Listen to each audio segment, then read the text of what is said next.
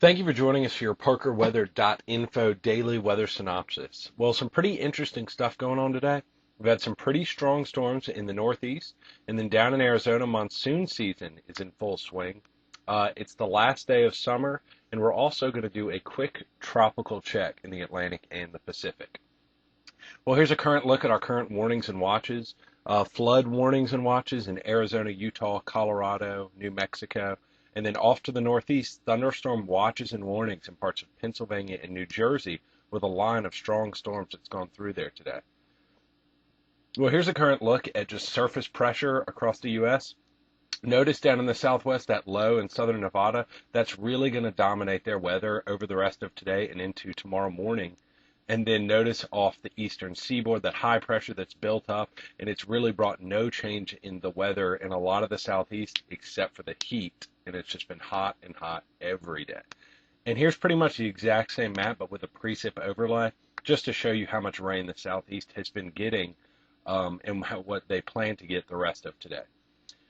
Just a regular old visible satellite imagery, and you notice the dominant feature off to the southwest. Monsoon season is in full swing, and clouds and thunderstorms are starting to push from Mexico into the Four Corner states. And then here's just a regular IR imagery. Same thing. You can see that the storms from Mexico, from Baja California, from the Gulf of Mexico, are going to slowly start to work their way north and provide a lot of rain for that area. And then off to the northeast, we also have a strong line of storms that was triggered this afternoon, and they're continuing to push into the New Jersey area. A lot of severe thunderstorm warnings have been tagged with a lot of these storms. None of them have been able to produce anything like a tornado or anything like that.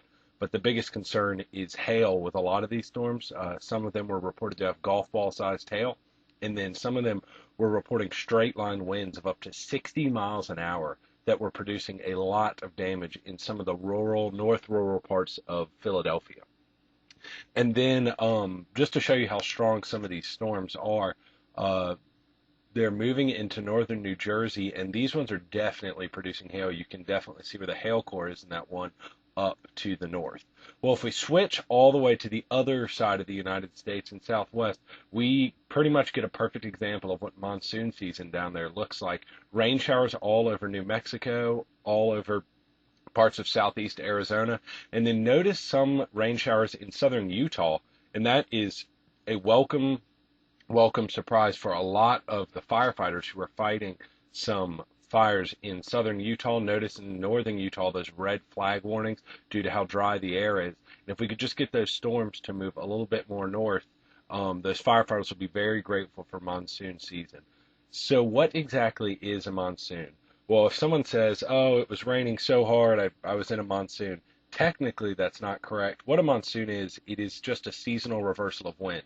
And when we get that moisture flow reversing from Mexico into the southwestern United States, you're going to see a great chance for storms. Well, along with that moisture coming north, we also need to have forcing in the atmosphere, something to lift that moisture up into the air. And in Southern California, there's a little shortwave pattern of uplift that is going to move into that area, right? It's going to move into that area and cause a lot of rain in the southwest. So now that we know we have spin in the atmosphere, or uplift in the atmosphere, how's the dew point temperature? Well, a strong little bulge of 70s is in north central New Mexico, and it's moving north. But we do have a nice line of 60 to 65 in pretty much taking over half the state of New Mexico and the southeastern portion of Arizona, and that is going to be enough to trigger a lot of storms over the rest of today, and they're going to see pretty significant rainfall. Now, how much rainfall are they going to see? Well, the majority of New Mexico is going to at least see half an inch of rain, and then portions of northern New Mexico, once you get up into the mountains, they're going to see more than an inch and a half because all those clouds can't get past the mountains, so they sort of all pool together and downpour in one specific area. Another thing that's going to bring a lot of rain to the region over the next couple of days is Tropical Depression Georgette. And as she begins to move north, she's going to cause a lot of rain in Arizona and a lot of rain in New Mexico. And with all this rain, the biggest concern is going to be flash flooding. The ground is just so impervious because of the hot summers there that when the rain falls, it sort of all pools together and can cause serious flooding in the area. And you'll notice portions of central Arizona over the next 5 days are expected to get over 2 inches. And don't be surprised if locally there are higher values of that in Arizona and in New Mexico, and hopefully in Utah for the firefighters as well. Let's just go do a quick check of the Atlantic tropics. Lisa is way out there by the Cape Verde Islands. An area of interest, though, is just north of Venezuela and Colombia, sort of between their border. An area of robust convection has popped up, and it looks like could potentially, over the next day, develop into a tropical depression. Under the satellite loop, it shows a small amount of rotation, and you could make the argument that over the next day or so, it should get its act together and turn into something. Then if you look to the far right of your screen, that is Lisa. Doesn't look too imposing right now, but you never know. Well, it's been a really hot summer for a lot of the U.S.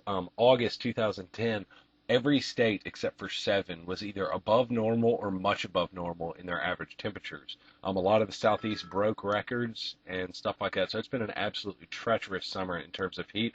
But we're going to get in this tomorrow, and if you continue to check our blog daily, we're going to get into this and show you how we're going to see a drastic drop in temperatures over the next couple of weeks.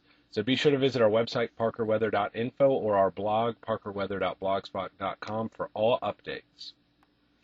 And again, thanks for joining us for your parkerweather.info daily weather synopsis. Have a great day.